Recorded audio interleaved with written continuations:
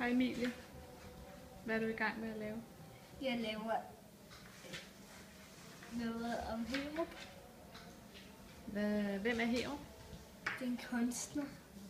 Hvad for en slags kunst laver han? Han laver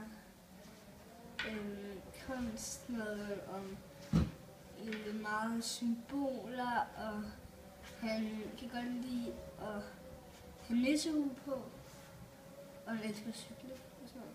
Okay. Hvad for nogle symboler laver han?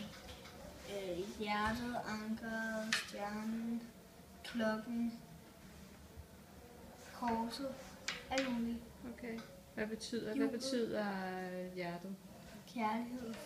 Okay. Hvad betyder det, at han har nissehue på? Han kan godt lide nisser, så nogle gange render han rundt i skoven og leger nisse.